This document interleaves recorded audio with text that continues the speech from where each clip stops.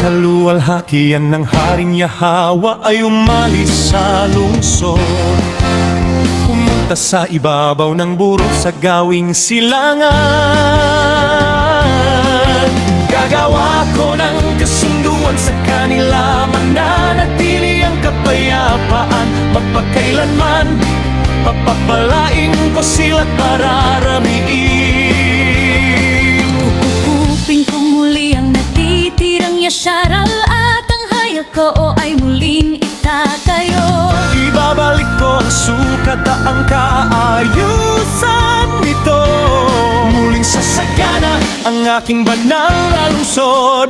Ang bundok Sion ay muli kong papatnubayan. Hihirangin ko ang bayang matubig. Amawit ka sa kagalakan, bayan ng bundok Sion. Nasabihin ninyo na ang banana, lahayan ang yasyara. Sumabay sa pag-awit ang mga alhel sa kalangitan. Purihin, purihin ang dakilang Haring Aba, Ang kamahon na makatanyag ang kaharian ng Haring Yahawa sa buong mundo. mamamanmanghang mamamayan sa kabanalan at kagandahan nito. Daraksa ang maraming tao sa banal na bundok. Galing sa iba't ibang bansa may dalang mga ginto't kayamanan, Upang ialay sa dakilang Ama na kayo kong lalapit.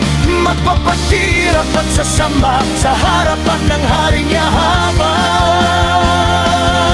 Igagawa ng alahayang kapayapaan sa lahat ng tao. Makatuwiran na sumusunod sa kaniyang kautusan.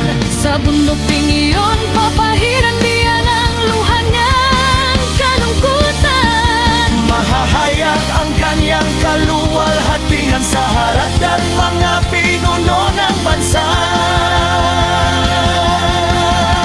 Ang nakatira sa kaharian ni Yahawa, tulad ng punong kahoy sa tabi ng batis. Hitik ang bunga sa lahat ng panahon.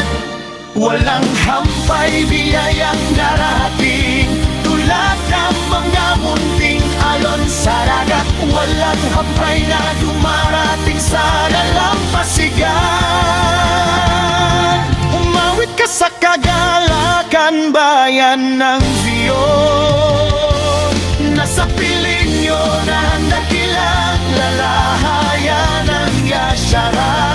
Sumabay sa paawit ang mga anghel sa kalangitan. Purihin, purihin ang dakilang Haring Aba, Yahawa. Magbabalik sila't maninirahan sa ilalim ng aking kanlungan. Sila Yayabong gaya ng isang halaman. noon ko sila aalagaan. Ibabalik ko sa kanila ang